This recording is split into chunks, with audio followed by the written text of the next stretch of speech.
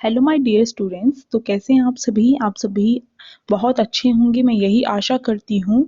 तो आज आप सभी के लिए मैं लेकर आई हूँ class 12 physical education toppers MCQ series में आप सभी के रिक्वेस्टेड असर्शन और रीजन वाले क्वेश्चन, यानी कि अभी कथन और कारण वाले जो प्रश्न हैं वो लेकर आई हूँ। ठीक है, तो आप सभी का स्वागत है हमारे यूट्यूब चैनल यूनिक क्लासेस, यानी कि आप सभी का भी तो यही यूट्यूब चैनल है ना। तो आप सभी और मेरे यूट्यूब चैनल यूनिक क्लासेस पर, तो अगर अभी तक आप सभी हमारे मेंबर्स नहीं बने हैं तो फटाफट से सब्सक्राइब कर लो और बेल आइकन प्रेस कर दो, जिससे कि वीडियोस की नोटिफिकेशन आप सभी के पास आ जाए। और हम कल जो है और भी वीडियोस डालेंगे, तो आनी चाहिए नोटिफिकेशन, तभी तो टॉपर्स बनना है। टॉपर्स के लिए टॉपर्स एमसीक्यूज तो होने चाहिए। तो चलिए देखते हैं अपने असर्शन और रीजन वाले क्वेश्चन। देखो कितनी रात हो चुकी है, मैं फिर भी आप सभी के लिए जो ये है वीडियो प्रिपेयर कर रही हूँ, क्योंकि आप सभी की रिक्वेस्ट थी और आप सभी का परसों एग्जाम है। तो इस तौर पर देखूं तो मेरा भी परसों एग्जाम है कि मैंने आप सभी को पूरे एक साल में जो कवर करवाया है आप सभी को कितना आया है। ठीक है, आप सभी आते ही मुझे एग्जाम के बारे में बताना, कैसा एग्जाम हुआ, कितने मार्क्स तक के अटेम्प्ट करके आए हो, और सारे के सारे क्वेश्चन अटेम्प्ट करके आने हैं। ठीक है, चलिए देखते हैं। तो सबसे पहले यूनिक क्लासेस का ये टेलीग्राम ग्रुप ज्वाइन कर लो, क्योंकि नोटिफिकेशन नहीं पहुंच पाता है काफ़ी सारे बच्चों के पास। तो उनके लिए टेलीग्राम ग्रुप है, उसे ज्वाइन कर लो, और उसमें आपको वीडियोस की नोटिफिकेशन मिल जाती है, पता चल जाता है जिस वीडियोस की नोटिफिकेशन नहीं दी जाती है यूट्यूब चैनल पर, वो आपको यहाँ पर बता दी जाती है, वीडियोस की इन्फॉर्मेशन मिल जाती है, और काफ़ी सारी चीज़ें हैं, पीडीएफ वगैरह भी शेयर की गई, तो उन्हें भी देख सकते हो। ठीक है, आप देखो, और इंस्टाग्राम को फॉलो करना चाहते हो तो वो भी यूनिक क्लासेस के ही नाम से है। तो हम सभी के सामने फर्स्ट क्वेश्चन है, तो आप सभी साथ साथ में अटेम्प्ट करेंगे आंसर। ठीक है, पक्का अटेम्प्ट करना है आप सभी को। जो बच्चे लाइव क्लास में बोलते थे ये आंसर होगा ये आंसर होगा, मुझे सारे के सारे अभी दिखने चाहिए। ठीक है, तो यहाँ पर देखो अभी कथन और कारण है, और आप सभी की पहले इतनी सारी लाइव क्लासेस हो चुकी हैं, इतना सारा मटेरियल आप सभी के लिए है, नहीं पता है कौन कौन सी वीडियोस वगैरह है, नए जुड़े हो तो आप सभी को डिस्क्रिप्शन बॉक्स चेक करना है, उसमें सारी वीडियोस की नोटिफिकेशन होगी, केवल और केवल फिजिकल एजुकेशन की। अब जो है यहाँ पर आप सभी को क्या है, ये जो कारण है इसके और अभी कथन जो है इनके बारे में आपको दिखाई दिया जाएगा। ठीक है, तो अभिकथन और कारण वाले क्वेश्चन कैसे सोल्व किए जाते हैं, सबसे पहले तो यही आना चाहिए, तभी तो आप सभी क्या करेंगे, आप सभी अच्छे मार्क्स लेकर आएंगे। ठीक है, आप सभी को नोटिफिकेशन नहीं, सॉरी, लिंक मिलेगी। ठीक है, जो डिस्क्रिप्शन बॉक्स होगा उसमें। तो देखो, सुबह से मैं वीडियोस बना रही हूँ तो मेरा दिमाग घूम चुका है, सही बताऊं तो। अभिकथन देखो, अभिकथन को हम असर्शन कहते हैं। तो अभिकथन में कुछ एक कथन दिया जाता है, स्टेटमेंट दी जाती है, और इसी तरीके से कारण में भी एक स्टेटमेंट दी जाती है। मैं फर्स्ट क्वेश्चन में समझाऊंगी, बार बार नहीं समझाऊंगी, ये चीज रिपीट करूंगी तो बार बार बहुत टाइम वेस्ट हो जाएगा, इसलिए फर्स्ट क्वेश्चन में अच्छे से समझ लो। तो दोनों में जो है स्टेटमेंट दी जाती है, हमें चेक करना पड़ता है जो अभिकथन वाली स्टेटमेंट है वो सही है या नहीं है, पहले ये चीज चेक कर ली। फिर दूसरा हमें देखना पड़ता है जो कारण दिया गया है वो स्टेटमेंट अपने आप में सही है या नहीं है। फिर हमें देखना पड़ता है जो एक कारण दिया गया है यह अभिकथन की सही व्याख्या कर भी रहा है नहीं कर रहा है। तो कैसे देखेंगे, हम क्योंकि शब्द का प्रयोग कर देंगे, या फिर जैसे अगर इसको ही सोल्व करके दिखाऊं मैं, तो लीग टूर्नामेंट को नॉकआउट टूर्नामेंट से अच्छा माना जाता है। ठीक है, क्या ये स्टेटमेंट अपने आप में सही है, ये अभिकथन अपने आप में सही है? हाँ, ये अभिकथन बिल्कुल सही है।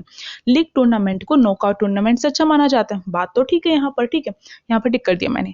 अब जो है आपको क्वेश्चन पेपर में ऐसी छेड़खानी नहीं करनी है, आपको अपने क्वेश्चन पेपर में कोई भी जो आंसर होता है वो मार्क नहीं करना पड़ता है, और जितने भी इंफॉर्मेशन होगी, कैसे अटेम्प्ट करके आना है, कैसे फुल मार्क्स ला सकते हो, सारी इंफॉर्मेशन के लिए एक सेपरेट वीडियो बनाई जाएगी। ठीक है, तो यहाँ पर ये हमारा ठीक हो गया। अब मैं अगर इसका कारण बनाकर देखूं, यानी कि इस जो स्टेटमेंट है इसको मैं क्वेश्चन में बदल दूं कि लीग टूर्नामेंट को नॉकआउट टूर्नामेंट से अच्छा क्यों माना जाता है, इस तरीके से मैंने कर दिया, या फिर इसका कारण क्या है, तो इस तरीके से कर दिया। तो यहाँ पर जो स्टेटमेंट दी गई है कारण की, यह है अपने आप में ठीक है, पहले तो ये चेक करेंगे, फिर हम इस क्वेश्चन को कारण, ये जो स्टेटमेंट है इसको हम क्या कर देंगे, कारण बना देंगे। फिर हम चेक करेंगे जो कारण में स्टेटमेंट दी गई थी वो सही है, यानी कि इसका सही आंसर दे रही है न, या फिर नहीं दे रही है। ठीक है, तो यहाँ पर देखो, लीग टूर्नामेंट को नॉकआउट टूर्नामेंट से अच्छा माना जाता है, बिल्कुल ठीक बात है। अब यहाँ पर कारण दिया गया, नॉकआउट टूर्नामेंट में टीमों को बाहर कर दिया जाता है यदि वह हार जाती हैं तो नॉकआउट टूर्नामेंट में जो टीमें होती हैं उन्हें बाहर कर दिया जाता है। क्या ये बात बिल्कुल ठीक है? हाँ जी, ये बात बिल्कुल ठीक है। अगर कोई भी जो टीम है, चाहे वो अच्छी से अच्छी हो, अगर वह किसी भी राउंड में हार जाती है तो उसे बाहर कर दिया जाता है, इसलिए नॉकआउट टूर्नामेंट को एलिमिनेशन टूर्नामेंट भी कहा जाता है। ये बात बिल्कुल ठीक है। तो यहाँ पर ये अपने आप में भी ठीक है। क्या ये इसकी सही व्याख्या कर रहा है? तो देखो, लीग टूर्नामेंट को नॉकआउट टूर्नामेंट से अच्छा माना जाता है क्योंकि नॉकआउट टूर्नामेंट में टीमों को बाहर कर दिया जाता है। स्पष्ट कर रहा है इसका कारण, बिल्कुल अच्छे से रीजन दे रहा है। तो इसलिए हमारे दोनों जो यहाँ पर अभिकथन और कारण दोनों ठीक हैं और अभिकथन कारण की सही व्याख्या भी कर रहा है। तो देखो फर्स्ट ऑप्शन अपना करेक्ट हो गया। यहाँ पर ए और आर दोनों सही है तथा आर ए की सही स्पष्टीकरण है। तो ये हो गया हमारा। नेक्स्ट क्वेश्चन देखते हैं। तो देखो नेक्स्ट क्वेश्चन हम सभी के सामने है। देखिए अभिकथन में कहा गया है नॉकआउट टूर्नामेंट में टीमों को सीडिंग दी जाती है। तो नॉकआउट जो टूर्नामेंट होता है, क्या उसमें यहाँ पर पहले हमें ये चेक करना है, ये बात ठीक है, फिर हमें ये वाली बात देखनी है। तो नॉकआउट टूर्नामेंट में टीमों को सीडिंग दी जाती है। हाँ जी, नॉकआउट टूर्नामेंट में जो टीमें होती हैं उन्हें सीडिंग और बाई दोनों दी जाती हैं। तो जिसको सीडिंग दी जाएगी उसको बाई नहीं दी जाएगी। तो पता ही है ना आपको, सीडिंग और बाई देने का प्रोसेस भी पता है। नहीं पता है तो उसके लिए भी एक सेपरेट वीडियो जो है, कल फॉर्मूले की वीडियोस आएगी, तो वो जरूर देख लेना। सारे फॉर्मूले कवर हो जाएंगे उसमें आपके पूरे फिजिकल एजुकेशन के, ठीक है। तो नॉकआउट टूर्नामेंट को सीडिंग दी जाती है, बात अपने आप में ठीक हो गई। अब अगला देखो, यहाँ पर कारण दे रहा है, जो स्टेटमेंट है वो पहले हम कारण न देख के से हाइड कर दे और यहाँ पर ये स्टेटमेंट के तौर पर देखें। जब 2 की पावर में नहीं होती, तो क्या चीज 2 की पावर में नहीं होती? इन्होंने कहा है कि नॉकआउट टूर्नामेंट को क्या दी जाती है? सीडिंग दी जाती है क्योंकि जब वह 2 की पावर में नहीं होती। क्या ऐसा होता है? तो ये अपने आप में बिल्कुल रोंग है। ये इसका स्पष्टीकरण कर ही नहीं रहा है, यानी कारण स्पष्ट नहीं हो रहा है। तो इसलिए ये रोंग हो गए यहाँ पर। तो आप सभी मुझे फटाफट इसका आंसर बताओ क्या होगा। इतने में थोड़ा सा पानी पी लेती हूँ।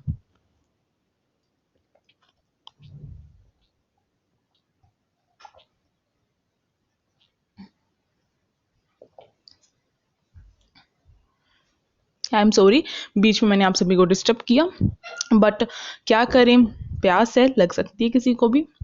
तो देखो यहाँ पर, हाँ अब देखो यहाँ पर मुझ में भी जोश आ गया, अब मैं सही से करवाऊंगी। हाँ तो देखिए, तो ये जो है कारण अपने आप में गलत हो गया, पर नॉकआउट टूर्नामेंट में सीडिंग तो दी जाती है, यानी कि अभिकथन ठीक है, कारण अपने आप में बिल्कुल गलत है। तो हमें जो है ऐसा अगर हो जाता है कि अभिकथन गलत है और कारण सही है, फिर कारण गलत है और अभिकथन सही है, तो इसके लिए हमें 2 ऊपर के नहीं देखने पड़ते, हमें नीचे के 2 देखने पड़ते हैं। तो देखो हमारा जो यहाँ पर अभिकथन को ए बोलते हैं असर्शन, और ये जो रीजन है यानी कि कारण है उसे आर से डिनोट किया जाता है इसमें। तो ए सही है परंतु आर गलत है, तो इसलिए हमारा सी वाला ऑप्शन करेक्ट हो जाएगा। जिसने भी सी लिखा है अपने आप को क्लैपिंग दे दो एक, ठीक है, इमोजी आता है ना क्लैपिंग का, वो करो। अगला देखो, अभिकथन दिया गया, यहाँ पे कारण दिया गया। अभिकथन कह रहा है एक मैच हारने के बाद एक टीम को नॉकआउट टूर्नामेंट से बाहर कर दिया जाता है। तो क्या एक मैच हारने के बाद जो टीम होती है उसे बाहर कर दिया जाता है नॉकआउट टूर्नामेंट से? ये बात सही है, बिल्कुल है। अगर वो कुछ भी मैच हार जाती है तो उसे बाहर कर दिया जाता है, तो ये ठीक हो गया। और यहाँ पर देखो कारण दिया गया, नॉकआउट टूर्नामेंट को एलिमिनेशन टूर्नामेंट भी कहते हैं। तो इसी कारण, इसी वजह से नॉकआउट टूर्नामेंट को क्या कहा जाता है? एलिमिनेशन टूर्नामेंट भी कहा जाता है। ये जो बात है अपने आप में भी ठीक है कि नॉकआउट टूर्नामेंट को एलिमिनेशन टूर्नामेंट कहा जाता है, और जो ऊपर अभिकथन दिया गया उससे रिलेटेड भी है कि जो है नॉकआउट टूर्नामेंट में अगर टीमें हार जाती है तो उसे बाहर कर दिया जाता है, इस कारण उसे एलिमिनेशन टूर्नामेंट भी कहा जाता है। तो ए और आर दोनों सही है और आर ए की सही व्याख्या कर रहा है, तो ए ऑप्शन अपना करेक्ट हो जाएगा। एक बार मैं प्रीवियस वाले क्वेश्चन पे दोबारा जाती हूँ, क्योंकि मुझे उसमें आपको एक बात और बतानी थी कि जो सीडिंग है वो कब दी जाती है। सीडिंग अच्छी टीमों को दी जाती है, और सीडिंग जो होती है सेमीफाइनल से पहले कितने भी राउंड हो, कोई सी भी राउंड में पहुंचा सकती है सीडिंग के द्वारा हम, ठीक है। किसी भी टीम को सेमीफाइनल से पहले पहुंचा सकते हैं, यानी कि सेमीफाइनल और फाइनल ये 2 मैच खेलने पड़ते हैं उन्हें कंपलसरी है, इससे पहले किसी भी राउंड में वो सीधे प्रवेश करवा सकते हैं उसे, ठीक है। और जो बाई होती है वो कब दी जाती है? जब वह टीमों की संख्या 2 की पावर में नहीं होती है, तब बाई दी जाती है। बहुत इंपॉर्टेंट है, इसलिए मैंने यहाँ पर दोबारा से आकर बताया है, और इसीलिए हमारा ये वाला जो था ये गलत हो रहा था कारण अपने आप में, क्योंकि ये तो बाई के बारे में बताया गया था। अब नेक्स्ट वाला चलते हैं। आगे पहुंच गए हम अपने क्वेश्चन पे। तो देखो अभिकथन और कारण यहाँ पर कहा है। अभिकथन कह रहे हैं मैक्रो पोषक तत्व आहार का मुख्य भाग होता है। तो क्या मैक्रो को हम वृत्त पोषक तत्व भी कहते हैं, आपको ध्यान रखना, वृत्त पोषक तत्व। तो जो मैक्रो पोषक तत्व होते हैं वो क्या आहार का मुख्य भाग होते हैं, अपने भोजन का मुख्य भाग होते हैं? बिल्कुल होते। जैसे कार्बोहाइड्रेट, प्रोटीन हो गया, और जल हो गया, और वसा, ये 4 जो है हमारे मैक्रो पोषक तत्व है, आपको ध्यान रखने हैं। अब देखो, जो मैक्रो पोषक तत्व से माइक्रो पोषक तत्व ज्यादा शक्तिशाली होते हैं। क्या ये बात सही है कि मैक्रो पोषक तत्व से माइक्रो पोषक तत्व ज्यादा शक्तिशाली होते हैं, ऐसा कुछ है? नहीं, क्योंकि ये दोनों अपने आप में इंपॉर्टेंट है। चाहे माइक्रो पोषक तत्व यानी कि सूक्ष्म पोषक तत्व कम मात्रा में लिए जाते हो, फिर भी अगर हम उन्हें स्किप कर देते हैं तो हमारी बॉडी में बहुत सारे रोग हो सकते हैं। जैसे कि अगर लोहा जो खनिज है अगर उसे स्किप कर देते हैं तो बहुत सारे रोग हो सकते हैं। विटामिन हैं हमारे कितने सारे, अगर उनको स्किप कर देते हैं तो कितने सारे रोग हो सकते हैं। तो दोनों इंपॉर्टेंट है अपने आप में। तो ये जो है यहाँ पर जो दिया गया था कथन के तौर पर भी गलत है और इसकी सही व्याख्या भी नहीं कर रहा है। अब यहाँ पर दिया गया था अभी कथन में कि जो मैक्रो पोषक तत्व है वो आहार का मुख्य भाग है। क्यों है आहार का मुख्य भाग? क्योंकि इन्होंने क्या कहा है, क्योंकि मैक्रो पोषक तत्व क्या है, माइक्रो पोषक तत्व से अधिक शक्तिशाली है। ऐसा कुछ है? नहीं है। तो इसलिए केवल एक कथन हमारा सही है और आर हमारा गलत है। तो ये हो जाएगा हमारा थर्ड वाला ऑप्शन करेक्ट। चलिए नेक्स्ट क्वेश्चन पे चलते हैं।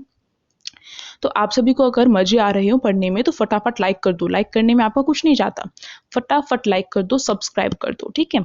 और एक और मैं आपको बात बता दूं कि हमने मैचिंग वाले जो एमसीक्यूज करवाए थे, अगर नहीं देखी है वीडियो तो प्लीज जाओ और देखो, हमारे चैनल पर विजिट करो और देखो क्या क्या चीजें करवाई हैं। और आज मैंने काफी सारी वीडियो डाली जिसमें मैचिंग की जो एमसीक्यूज की वीडियोस थी वो इंपॉर्टेंट थी, और इसके साथ साथ इंपॉर्टेंट टॉपिक्स की वीडियो डाली है, वो देखो, इंपॉर्टेंट है सारी चीजें इसलिए बताई जा रही है।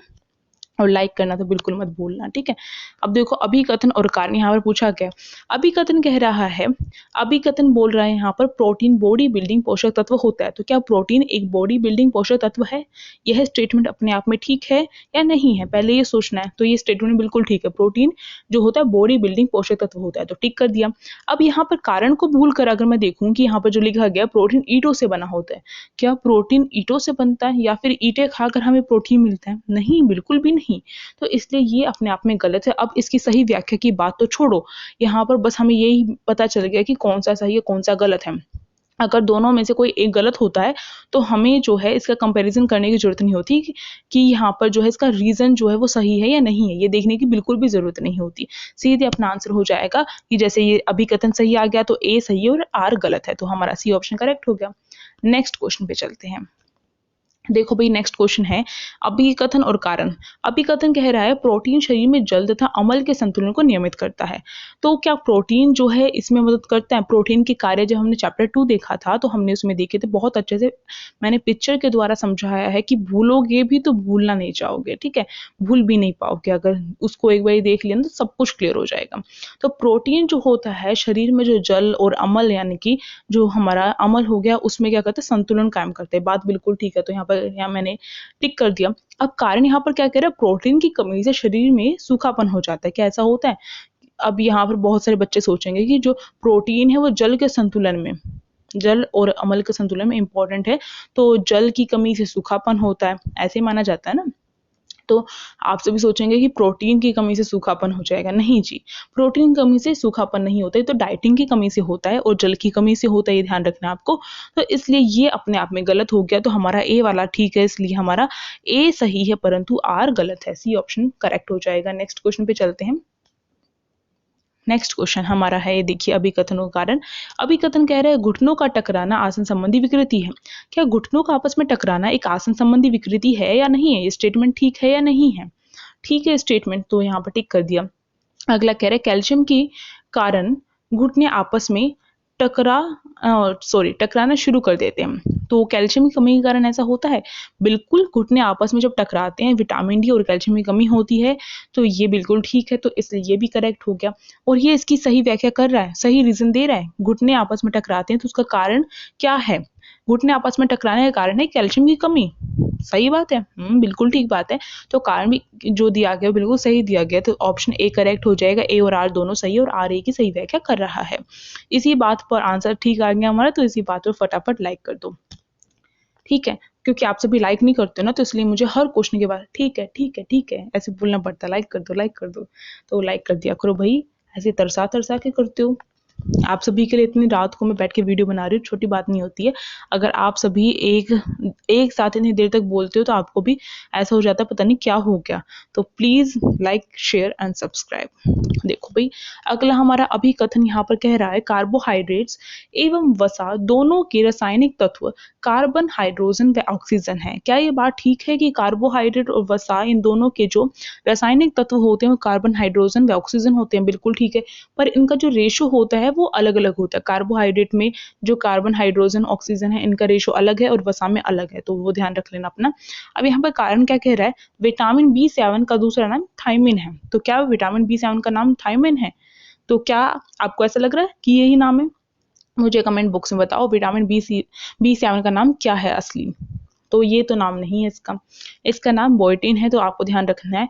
तो इसलिए हमारा जो कारण है वो तो गलत हो गया। अब व्याख्या की बात छोड़ो, यानी कि इसके सही स्पष्टीकरण कर रहा है या नहीं कर रहा है उसकी बात तो छोड़ो, बस ये गलत हो गया और हमारा अभिकथन सही है, तो इसलिए हमारा ऑप्शन नंबर ये सी ठीक हो जाएगा। ए सही है परंतु आर गलत है। अगला क्वेश्चन देखिए। अगला क्वेश्चन कह रहा है लंबी छलांग लगाने का उद्देश्य ऊपरी शरीर की ताकत को मापना है। तो लंबी छलांग लगाने का उद्देश्य, लॉन्ग जंप लगाने का उद्देश्य क्या ये होता है कि ऊपरी ताकत मापना अपने शरीर की? नहीं, ये नहीं होता, तो इसलिए तो गलत हो गया हमारा। ठीक है, अब यहाँ पर कारण कारण तो अब हमें यहाँ पर इसका सही जो कारण है वो देखने की जरूरत नहीं पड़ेगी, बस हमें ये देखना पड़ेगा कि यहाँ पर ये जो कारण में स्टेटमेंट लिखी गई है वो सही है या नहीं अपने आप में। ठीक है, क्योंकि एक चीज गलत हो जाती है तो दूसरे का स्पष्टीकरण नहीं देखा जाता, उसमें केवल ये देखा जाता है फिर दूसरे वाला भी ठीक है या नहीं है। तो देखो दूसरे वाला आंशिक कर्ल अप है, यहाँ पर कर्ल होगा। ठीक है, आंशिक कर्ल अप का उद्देश्य पेट की ताकत को मापना है, तो बिल्कुल ठीक है। आंशिक कर्ल अप का उद्देश्य क्या होता है, उदर की ताकत, उदर की क्षमता, और या फिर पेट, उदर को ही पेट कहा जाता है, तो उसकी ताकत को मापना है, बिल्कुल ठीक है। तो इसलिए हमारा यहाँ पर ए गलत और आर सही है, तो हमारा डी वाला ऑप्शन करेक्ट हो जाएगा। नेक्स्ट क्वेश्चन देखते हैं। नेक्स्ट क्वेश्चन भी आ गया हमारा, कह रहा है अभिकथन और कारण दे रखा है। अभिकथन कह रहा है रोकपोर्ट 1 मील का परीक्षण 1987 में विकसित किया गया था। तो क्या ये बात ठीक है कि रोकपोर्ट 1 मील परीक्षण 1987 में विकसित हुआ था? बिल्कुल ठीक बात है ये, तो यहाँ पर करेक्ट कर लेते हैं। जिसको नहीं पता था तो याद कर लो, इंपॉर्टेंट है। अब देखो यहाँ पर कारण दे रखा है, यह परीक्षण वरिष्ठ नागरिकों की शारीरिक पुष्टि के लिए विकसित किया गया। क्या ये बात ठीक है कि वरिष्ठ नागरिकों की शारीरिक पुष्टि के लिए ये जो परीक्षण है रोकपोर्ट 1 मील परीक्षण किया गया है विकसित? नहीं, बिल्कुल भी नहीं, ये नहीं है। ठीक है, वरिष्ठ नागरिकों के लिए रिकली जोन्स वाला परीक्षण होता है। ठीक, ये जो रोकपोर्ट 1 मील परीक्षण है हार्वर्ड स्टेप टेस्ट की तरह ही क्या करता है, ये भी जो हृदय वाहिका पुष्टि परीक्षण है रोकपोर्ट 1 मील परीक्षण के द्वारा होती है। साथ साथ VO2 मैक्स जो होता है उसका मापन भी इसी के द्वारा होता है, ये भी ध्यान रखना है आपको। तो इसलिए ये हमारा केवल ए ठीक है और आर गलत है यहाँ पर, तो हमारा सी ऑप्शन करेक्ट हो जाएगा यहाँ पर। नेक्स्ट क्वेश्चन देखते हैं। लो भाई, नेक्स्ट क्वेश्चन भी आ गया, कह रहा है रिकली व जोन्स परीक्षण 2001 में विकसित किया गया। तो ये तो हमने देख लिया, रिकली और जोन्स परीक्षण इसमें किया गया था। अब जो है यहाँ पर कारण दिया गया, यह परीक्षण वरिष्ठ नागरिकों की शारीरिक पुष्टि के लिए, ये तो वही क्वेश्चन है, सॉरी अभी चेंज नहीं हुआ। हाँ, अब चेंज हुई है स्लाइड हमारी। अब यहाँ पर अभिकथन कह रहा है रिकली व जोन्स परीक्षण ब्रोहा के द्वारा विकसित किया गया। 2001 में तो किया गया है ना, 2001 में ही था ना, हाँ 2001 में ही था और ब्रोहा के द्वारा किया गया था, आपको ये ध्यान रखना है। अब यहाँ पर कारण कह रही है परीक्षण, यानी कि क्यों ये विकसित किया गया। अब इसमें कारण स्पष्ट करते हुए ये कह रहा है कि यह परीक्षण वरिष्ठ नागरिकों की शारीरिक पुष्टि के लिए विकसित किया गया। क्या ये वरिष्ठ नागरिकों की शारीरिक पुष्टि के लिए विकसित किया गया था? नहीं, तो केवल हमारा ए कथन करेक्ट है, तो सी वाला कथन हमारा यहाँ पर जो ऑप्शन है वो ठीक हो जाएगा। अगला क्वेश्चन हमारा है, अभिकथन कह रहा है एक स्थिर वस्तु तब तक स्थिर अवस्था में रहती है जब तक न्यूटन उसके लिए कोई नियम नहीं निकालता। क्या ये बात ठीक है? यानी कि आपके घर में कुछ भी वस्तु रखी हुई है, मेरे यहाँ पर बुक्स रखी हुई है, तो न्यूटन जब तक अपना एक कोई नियम लेकर नहीं आएगा तब तक क्या वो वस्तु या बुक हिलेगी नहीं? नहीं, बिल्कुल भी नहीं, ये बिल्कुल गलत है। इसका ये जो है ये फॉर्मूला, ये जो लॉ है न्यूटन का, ये फर्स्ट लॉ के बारे में है वैसे तो, पर यहाँ पर गलत दिया गया है। न्यूटन का फर्स्ट लॉ कहता है कि एक स्थिर वस्तु तब तक स्थिर अवस्था में रहती है जब तक उस पर बारही बल नहीं लगता है। ठीक है, यानी कि बुक रखी हुई है तो अपने आप उठ के चलने नहीं लग जाएगी, ऐसा नहीं कहेगी मुझे यहाँ पर क्यों रख दिया, मुझे तो यहाँ पे कबर्ड में होना चाहिए था, यहाँ पर क्यों रख दिया, ऐसा नहीं, बुक शेल्फ में होना चाहिए था, बिल्कुल नहीं कहेगी। हम जब तक उसे उठा के नहीं रखेंगे तब तक वो हिल भी नहीं सकती। तो 12 बल हमारे हाथ का प्रयोग हुआ है ना वहां पर, तो इसी तरीके से तो ये जड़ता का नियम होता है, पर यहाँ पर बिल्कुल गलत दिया गया है, तो इसलिए कट हो गया। अगला कारण दे रहे हैं यहाँ पर, कारण तो छोड़ो, बस हमें यहाँ पर देखना है कि ये कथन जो दिया गया कारण में सही भी है नहीं है। न्यूटन ने गति के 3 नियम दिए, तो क्या बात ठीक है, न्यूटन ने केवल 3 ही नियम दिए? बताओ मुझे कमेंट बॉक्स में। मुझे लगता है आप सभी का आंसर ठीक आया होगा। 3 ही नियम दिए हैं न्यूटन ने, जड़ता का नियम, त्वरण का नियम और क्रिया प्रतिक्रिया का नियम। तो हमारा ऑप्शन यहाँ पर डी वाला ठीक होगा, ए गलत परंतु आर सही। तो क्या मैं कलर चेंज कर लूं जिससे सारे दिखें? अगला है अभिकथन, कह रहा है न्यूटन की गति के 3 नियम दिए। तो न्यूटन ने गति के 3 नियम में दिए, जैसे मैंने अभी आपको बताया। कारण कह रहे हैं न्यूटन का सबसे पसंदीदा नियम त्वरण का नियम था। क्या ऐसा कुछ था न्यूटन की गति का सबसे पसंदीदा नियम? नहीं, बिल्कुल नहीं था। तो कारण अपने आप में बिल्कुल गलत है और ए बिल्कुल ठीक है, तो इसलिए हमारा ये सही हो जाएगा, ए सही परंतु आर गलत। अगला देखो, अगले अभिकथन और कारण समाप्त हो गए अब आपके यहाँ पर। तो जितने हो सके, जिस तरीके के हो सके, मैंने खुद आप सभी के लिए यहाँ पे बनाए हैं। तो कैसे लगे मुझे कमेंट बॉक्स में जरूर बताना। लाइक करना, प्लीज लाइक करो, शेयर करो, कमेंट करो, ठीक है। और सब्सक्राइब करना तो बिल्कुल मत भूलना। और हमारे इस टेलीग्राम ग्रुप को ज्वाइन कर लेना, जिससे कि आप सभी के पास वीडियोस की जो इन्फॉर्मेशन है वो तुरंत पहुंच जाए, ठीक। और आप सभी, जैसे मैंने कहा, आप सभी मुझे अपने प्री बोर्ड के मार्क्स अभी बताएंगे और बोर्ड एग्जाम में कितने क्वेश्चंस अटेम्प्ट करके आए मुझे कल बताएंगे। और इसके साथ साथ हमारा जो ये इंस्टाग्राम का हैंडल है, इसे भी आप क्या कर सकते हो, फॉलो कर सकते हो, यूनिक क्लासेस के नाम से। अब जो है हम अपना कल मिलेंगे, आज के लिए बस इतनी ही वीडियोस थी। तो अब जो है हम अपना कल मिलेंगे, तो देखते हैं कल क्या होता है। तो अब जो है कुछ भी चीज़ कल पे नहीं टालनी है वैसे तो, पर इतनी सारी चीज़ें करवा चुकी हूँ मैं, तो अब मैं पूरी रात कैसे लगी रहूँ। पर आप सभी पूरी रात तो नहीं पढ़ना है, ठीक है। पर इतना पढ़ना है कि आप सभी का जो सिलेबस है वो बहुत ज़्यादा कवर हो जाए। रिवीजन टाइम चल रहा होगा आई थिंक आप सभी का, तो वो कवर हो जाए। तो अब जो है आप सभी मुझे कमेंट बॉक्स में कमेंट करके ये भी बताना कि आप सभी का जो एग्ज़ाम है उसकी प्रिपरेशन कहाँ तक की हो चुकी है। क्या आप सभी अपने जो रिवीजन है उसे कंप्लीट कर चुके हो, टेस्ट वगैरह लगा कर देखे हैं, नहीं देखे हैं, क्या चक्कर है, बताना है मुझे, ठीक है। तो लाइक, शेयर एंड सब्सक्राइब। अब हम कल मिलेंगे। Good night, take care and thank you so much for watching.